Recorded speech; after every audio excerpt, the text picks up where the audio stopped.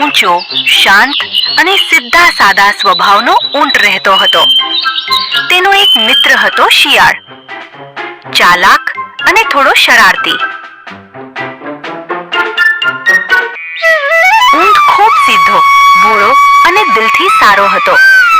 તે કોઈની પણ વાત પર સરળતાથી વિશ્વાસ કરી લેતો.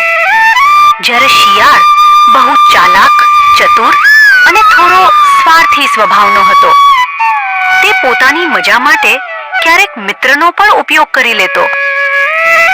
એક દિવસ બપોરે શિયાળે ઊંટને કહ્યું, મિત્ર ઊંટ, મેં સાંભળ્યું છે કે નદીની પારના ખેતરમાં ખૂબ મીઠી અને રસદાર શેરડી ઉગી છે. ચાલ ને આજે જઈએ અને મજા કરીએ.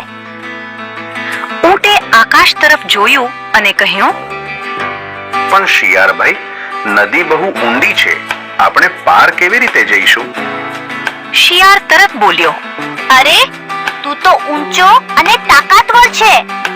તું નદીમાં ચાલતો જઈશ અને હું તારી પીઠ પર બેસી જઈશ. બંનેનું કામ થઈ જશે. ઊંટે વિચાર્યું, મિત્ર માટે આટલું તો કરવું જ જોઈએ, અને બંને નદી તરફ ચાલ્યા. નદીનું પાણી ઠંડુ અને સ્વચ્છ હતું. ઊંટ ધીમે ધીમે પાણીમાં પગ મૂકી આગળ વધતો હતો.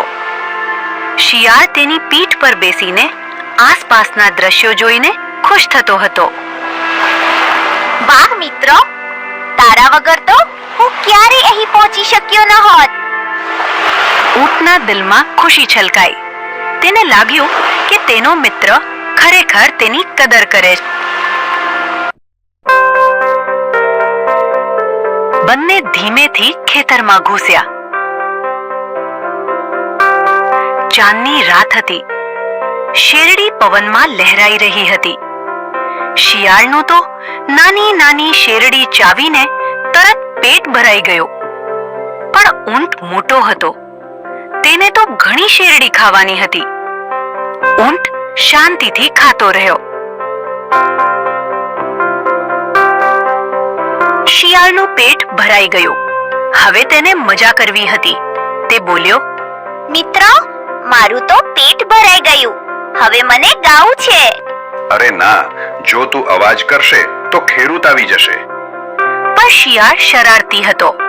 તે જોરથી હુઆ હુઆ કરી બૂમો પાડવા લાગ્યો.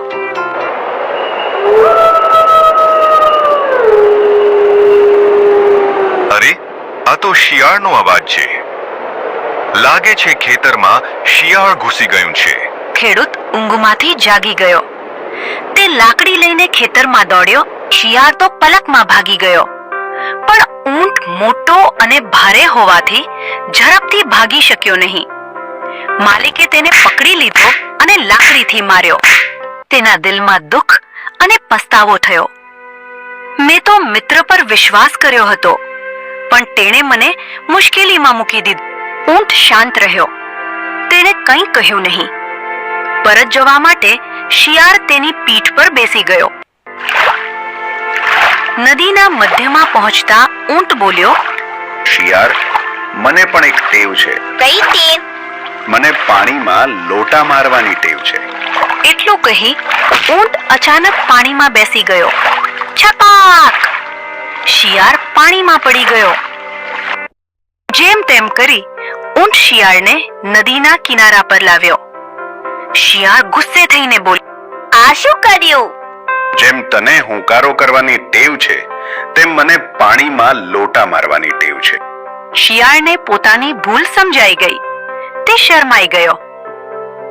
આ વાર્તા પરથી આપણને શીખ મળે છે કે સાચી મિત્રતા વિશ્વાસ અને સચ્ચાઈ પર ટકેલી હોય છે.